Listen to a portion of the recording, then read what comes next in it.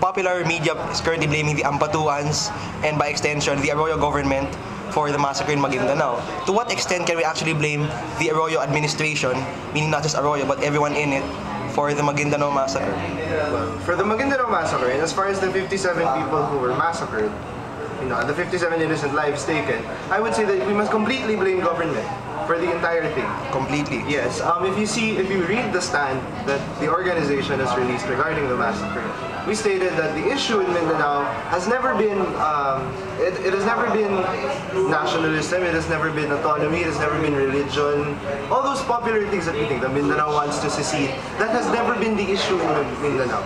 Mindanao in general, not in Mindanao. The issue in Mindanao has been always, ever since pre-colonial times, colonial times, American times, historically, the problem has always been weak state presence in Mindanao. It's because it's so far away from the government, so detached from Malacanang, that that Mindanao developed in its own way, developed its own politics. So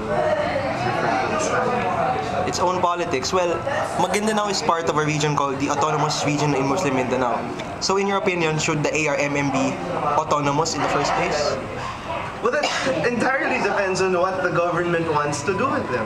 And that's there lies the problem of our politics, because the government does not know what to do with Mindanao, does not know what to do with the country, does not know what to do with the people, does not know what to do.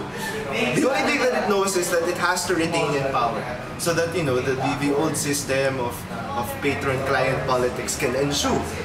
Take for example, it changes per regime. You have someone like Ferdinand Marcos who presses hard against rebellion, and then he is replaced by Corazon Aquino, who is met with resistance, by the resistance groups, and she even fails to handle her own military with the coup d'etats. Then you have Ramos, who is actually pushing for peace in Mindanao, pushing for negotiations, diplomacy, and then you have Arap, who releases a stand that all military struggles, all rebels will be killed, and then you have Gloria Arroyo, who is sort of shifty with the whole issue of Mindanao. The point is, the government will never care about Mindanao, its autonomy, its religion, so long as Mindanao delivers votes. That is really primarily the only concern, which is why Sultan Kudarat, Maguindanao, and majority of these troubled regions in the autonomous region of Muslim Mindanao block vote. Ever since, it's always been block vote. It has never been, because it is the warlords that control the politics there.